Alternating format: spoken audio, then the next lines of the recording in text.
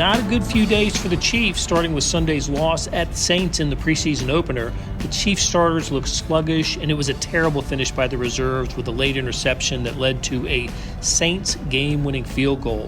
What will the Chiefs need to prioritize this Saturday in preseason game number 2 at Arizona? Beat writer Jesse Newell breaks it down with me, Blair Kirchhoff, on SportsBeat KC, the Star Sports podcast. It's Wednesday, August 16th. We also get into some injury news. Tight end Jody Fortson is done for the season with shoulder surgery, and in Tuesday's practice, 3 wide receivers left the field with injuries, including Justin Ross and Nico Remigio. What's the impact on the position group? Okay, plenty to get to, so let's get started.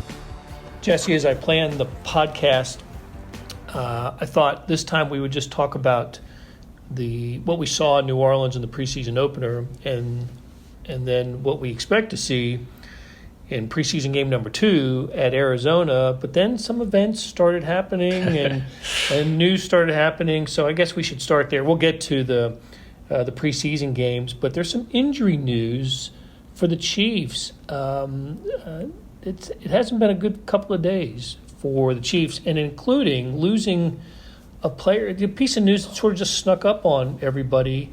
They're going to lose a player for the season who we for sure thought was going to make the 53-man roster. Yeah, pour one out for Herbie Teope, former beat writer at the Kansas City Star, because his favorite player, Jody Fortson, is now on injured reserve, which means unless there are some serious maneuvers that would happen, many serious maneuvers, he's going to be out for the season, or at least not with the Chiefs this upcoming season. So that is big news. Again, kind of one of those fan favorites, a red zone weapon. And we were trying to, Matt Derrick, who works for Chiefs Digest, was asking Andy Reid about it. I was trying to ask the same thing because we knew of the Nick Jones and Anthony Witherspoon injuries from the previous game, and then the Chiefs brought 2 new players on their roster today. The only way to bring 2 new players on the roster is to replace 2 old ones. And so I asked Andy about Nick Jones, and he's kind of mentioned that they weren't sure about him yet. So that meant the roster math didn't make sense. And now the roster math does make sense, which is Jody Fortson not going to be with the Chiefs this year. And so that maybe clears things up a little bit on the tight end room. We've been talking a little bit about Matt Bushman, who's had a good camp, and obviously Blake Bell, those 2 guys at the end of the roster. But you would obviously expect for Travis Kelce and Noah Gray to be at the top of that list. But, one of the fan favorites, one of the guys that's kind of synonymous with the Chiefs here lately, kind of had some bad, rotten injury luck, may have played his last snap for the Chiefs, but unfortunate for him with a shoulder injury. He got a procedure done, as Andy Reid said, and will be out for the year. But you're right, Blair, they're starting to add up. They had 3 receivers leave practice on Tuesday, Justin Ross, Amir Smith-Marset, and then Nico Remigio, who was their top pass catcher in the preseason game. So you add all that to L'Jarius Sneed has been out. Mike Edwards had a swollen ankle after the game. Chris Jones isn't here. It's starting to be a lot, even for a very demanding Andy Reid training camp. It's starting to be a lot for the Chiefs. These numbers are starting to add up.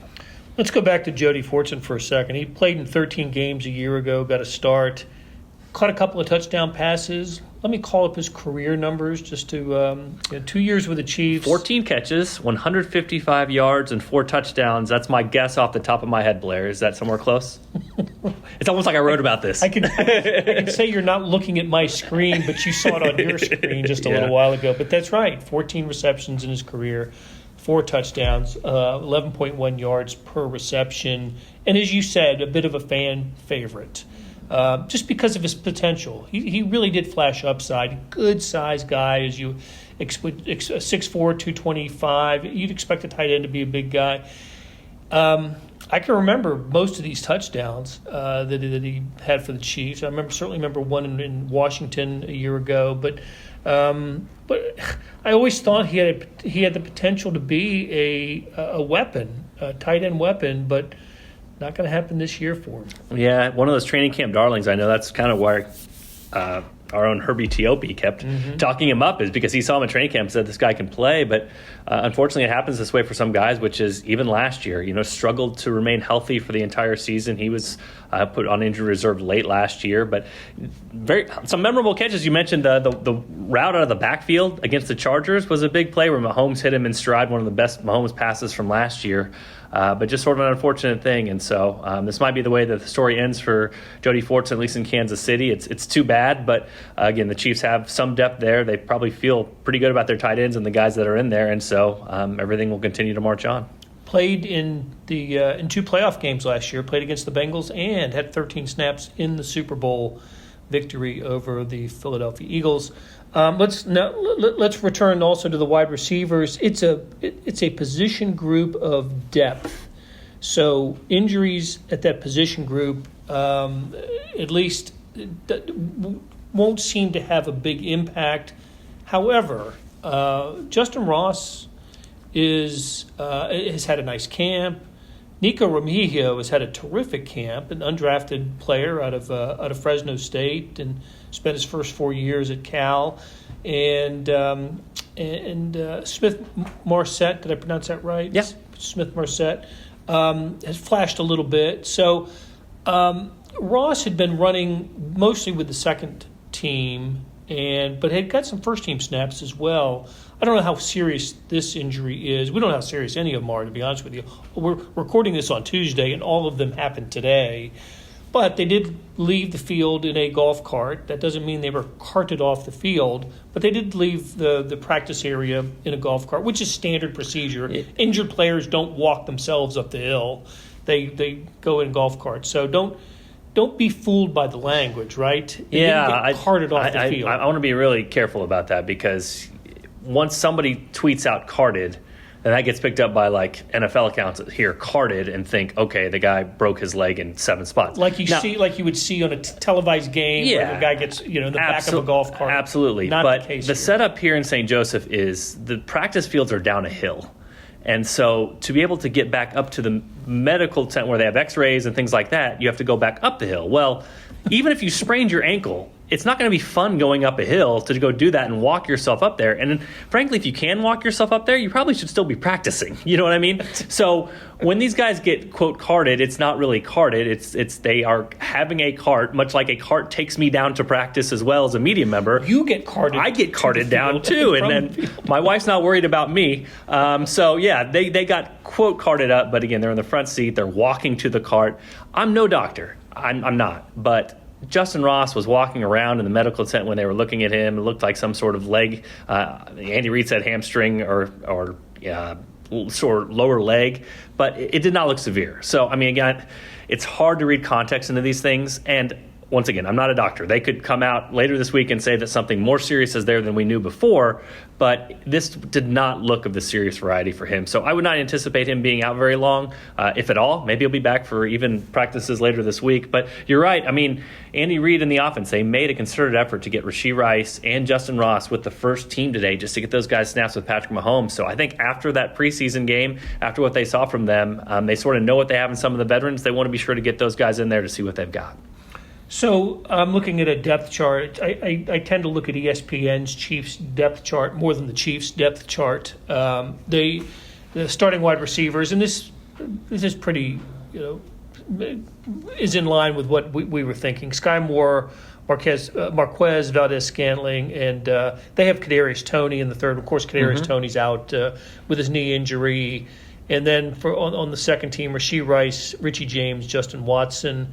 And then on the third team, Justin Ross, Smith Marset, and Nico Remigio. So the 3 third-teamers were the ones that left the field today, meaning frontline guys still intact, except with the exception of Kadarius Toney. But is there anything to think about here from a position group standpoint if one or two of these injuries, especially to Ross and Remigio, are lingering? Well, I guess they're different. They're different circumstances, different players. I think Ross is ahead of Remigio in the depth chart. Yeah. So, we talked to Brev Eats last week. He's expecting Kadarius Toney to be back for the first game. So if that's there, that's obviously depth. We've seen in 3 wide receiver sets for the Chiefs with the number ones for a long time now. The last couple weeks, it's been MVS, Sky Moore, Justin Watson. It seems like Justin Watson's a placeholder for Kadarius Toney. I mean, I think we can all assume that. But I still think he slots into their plans, so I think he's on there. And then right behind that, you would put exactly get you out on the depth chart, Richie James, and then some of the other guys that we're talking about, Rashee Rice and Justin Ross. So I don't think he does anything immediately. And it's been kind of a weird training camp because normally the Chiefs have a little bit of cap space and they normally figure out what positions they need a little bit of depth at and they sign somebody midway through.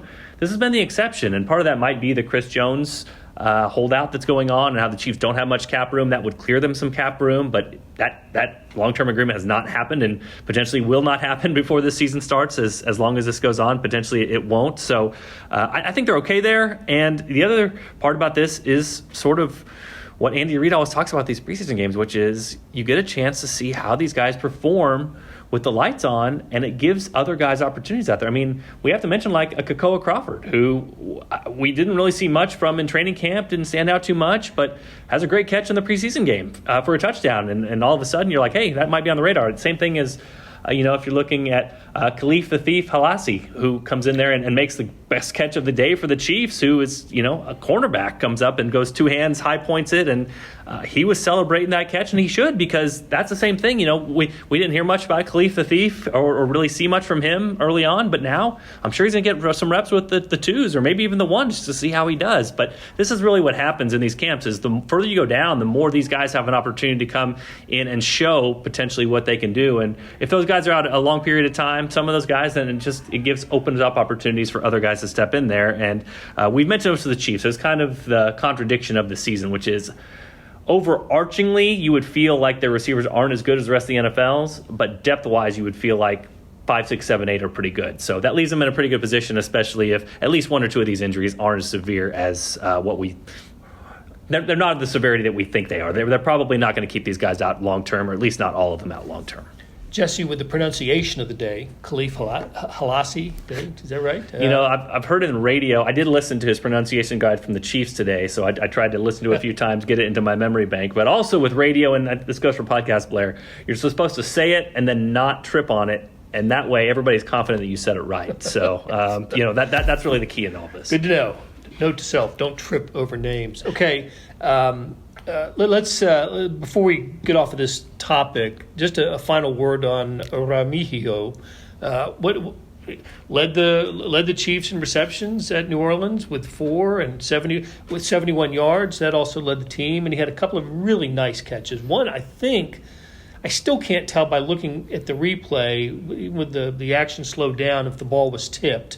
The one that was over the middle for, I think it was a 22-yard gain. This one from Oladokin, the fourth-team quarterback.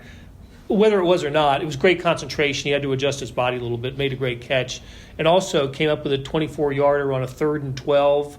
So really, I made him I'm pretty sure I made him the KC star of the game in that game. Nice moment for him. He's had a good training camp. And you today asked Rashee Rice about him, and Rice effusive in praise. Yeah, he said, I can't believe this guy's undrafted, but he's about to show people that he should have been drafted throughout that whole thing. I tweeted last week, he's been one of those guys, he's a little undersized, he's dropped a few passes, but in routes, he's a really good route runner. Like, he's created separation. And so that stood out in camp, a lot of these wide receiver cornerback drills. And at the time I said that I think the Chiefs would love to sneak him on the practice squad, but this is the penalty, if you will, of being a good team. Like, I was mentioning this earlier today to somebody where Bobby Scipio was like the star of Hard Knocks for the Chiefs, whatever it was, 10 years ago. And, the fans want to see Bobby Scipio. He's going to be amazing. He's going to be great. He's this great story.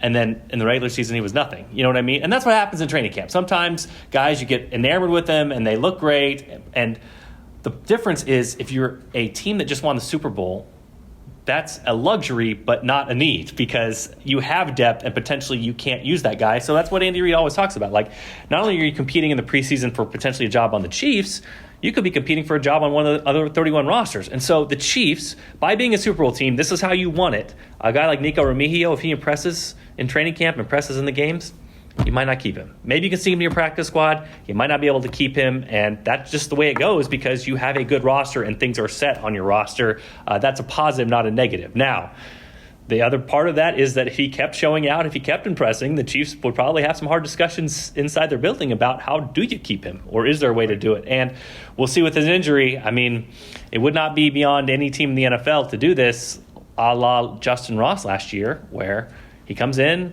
plays a few snaps, gets surgery done on his foot, gets a redshirt sort of year, stays with the program, and then is with the team the next year. So we'll see how severe this injury is for him with his dislocated shoulder for Remigio. But a really good start for him, good in the special teams with the return game as well. And so if the Chiefs can't keep him, then I have no doubts he's going to latch on somewhere and be a favorite somewhere else. But like I said, this is sort of what it's like being the Chiefs, which is every guy who pops up in training camp you might not be able to keep, and that's a positive, not a negative.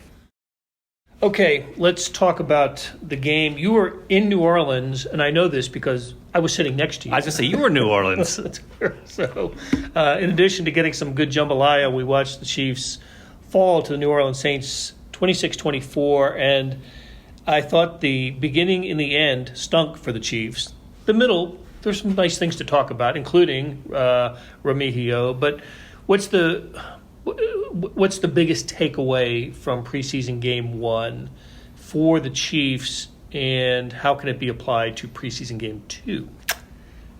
Yeah, I would say, I think the biggest thing was what Sam wrote about in this game, which was Patrick Mahomes' demeanor and kind of his evolution to become the ultimate leader for this team, where he's on the sideline going nuts for guys. He said he had basically a locker room talk to get guys more fired up, so they needed better energy, needed better focus. Sam's talked about this. It's tough. The last game they had played was the Super Bowl. Now you're playing a preseason game. And they played it later than all but one other team. Yeah, and had a shorter offseason, and now you're playing a preseason game in New Orleans where you get a few snaps. So it's tough. It's a tough thing to turn your mind back on. But Patrick talked to Sam after the game and spoke pretty true words about how everybody's going to give them their best shot.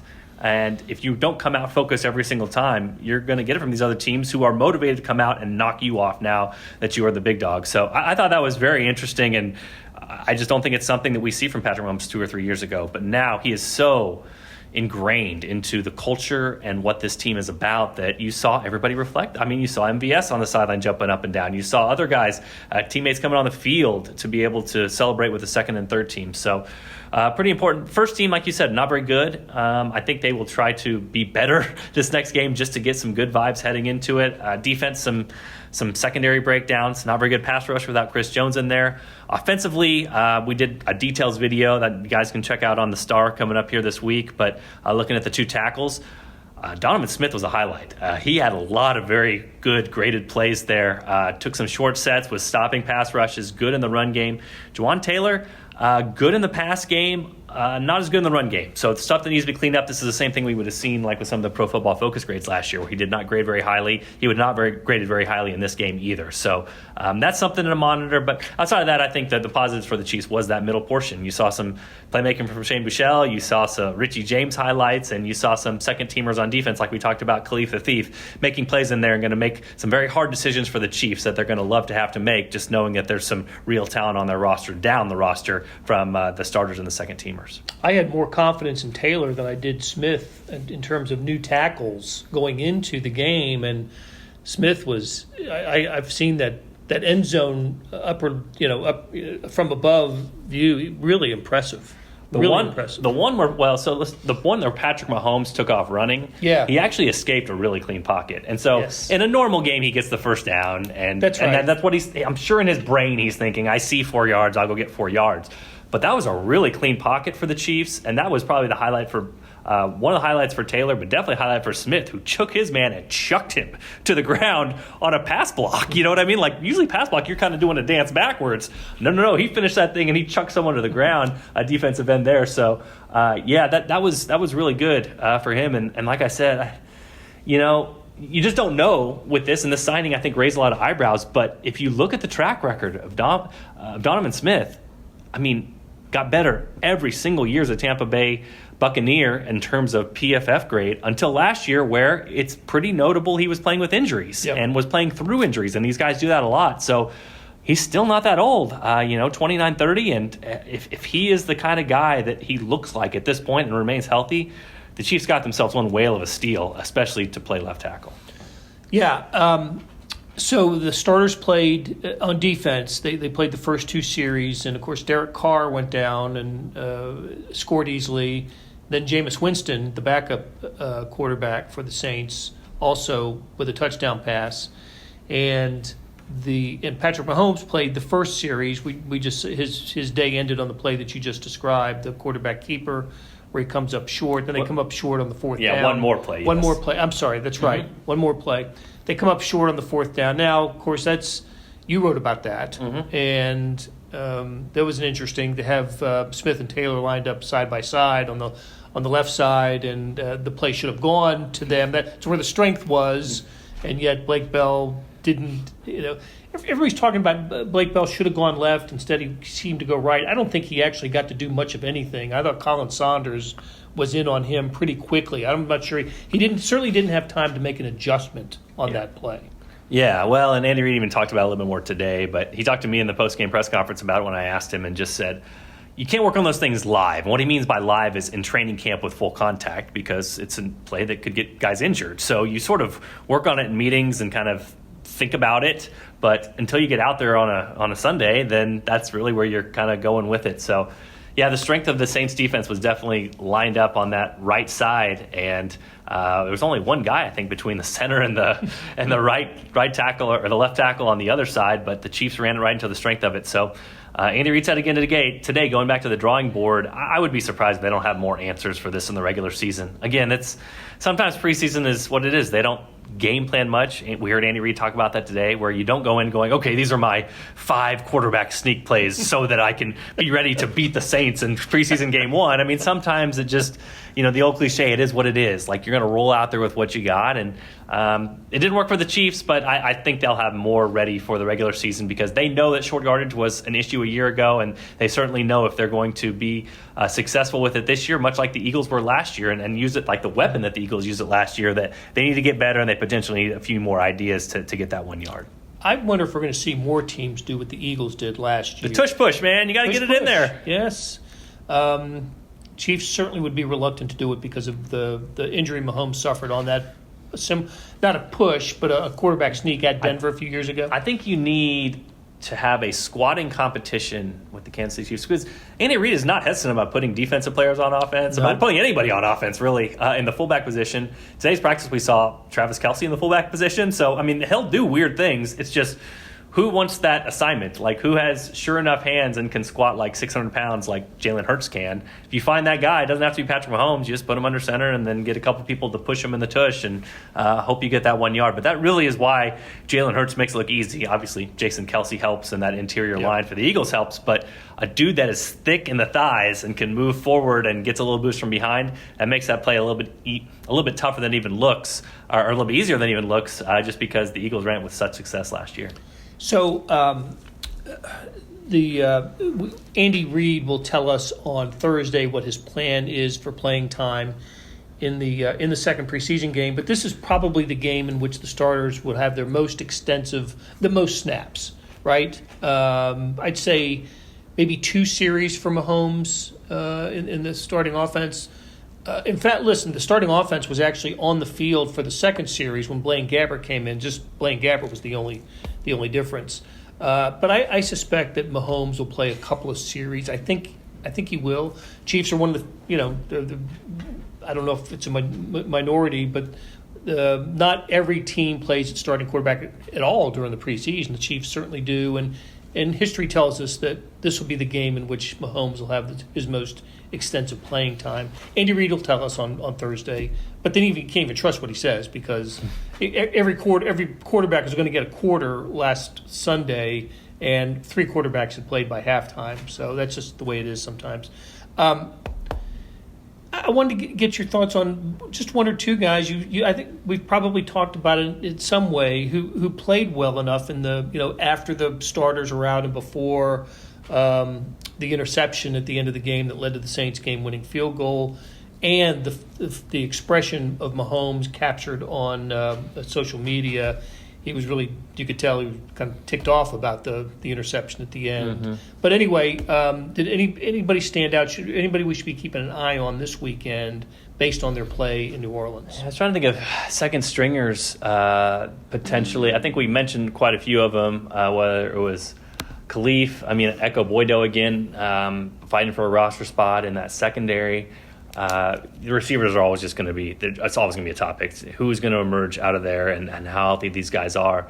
A couple of shout-outs. I think Leo Chanel played well and was taking on some blockers and helping in the run game. If we look back the last couple of years for the Chiefs, that's been a problem on early downs, is sometimes teams just run straight at them and the Chiefs haven't been able to do anything about it. So both Leo Chanel and Willie Gay at times took on blockers, made tackles, and were impressive in that way. And if he takes it's still weird to think of him taking a second-year jump, but he's kind of in the same boat as all those other rookies where he didn't play as much last year, and sometimes when you are that type of strong side linebacker, you're only in for certain downs because teams throw it so much. But if he can keep up that type of production and turn more 1st and 10s into 2nd and 9s and 2nd and 10s, that'll go a long way toward helping this particular defense. But outside of that, I think the tight end thing is still intriguing.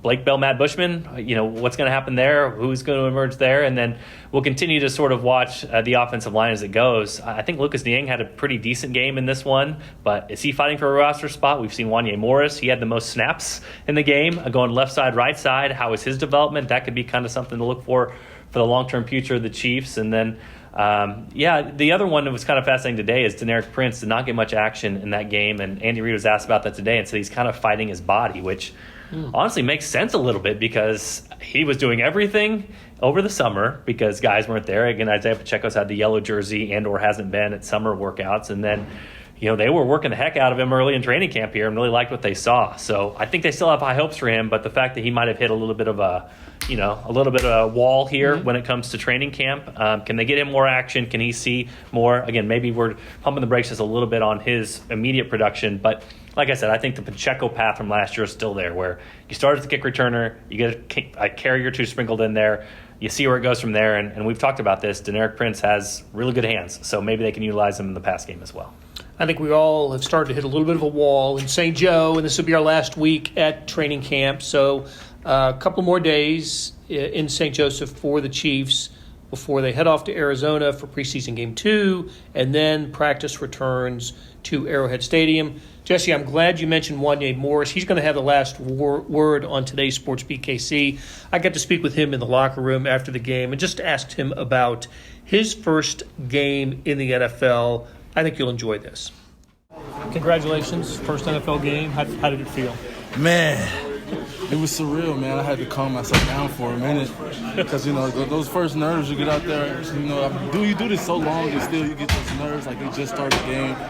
It was exhilarating, man, just to get out there and finally see how I feel, get the speed of the game, getting so many reps, learn from experience. So I'm just trying to learn as I go. And how was the speed of the game? Was it a little bit faster than training camp? And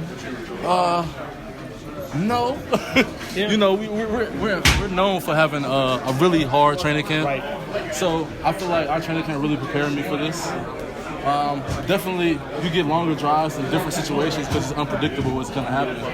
But other than that, I feel like I was pretty tuned to it. Just making decisions quick and being able to stick with guys and just know that these are grown men. You got to fight, That's right. So, did you get any good advice from anybody before your first game? Jawan Donovan just said, just be you.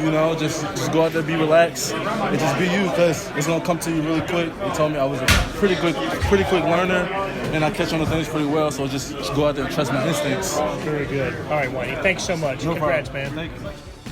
That'll do it for today. Thanks to producer Randy Mason for putting together the show, and to our SportsBeat KC staff of Todd Feedback, Jeff Rosen, and Scott Chasen.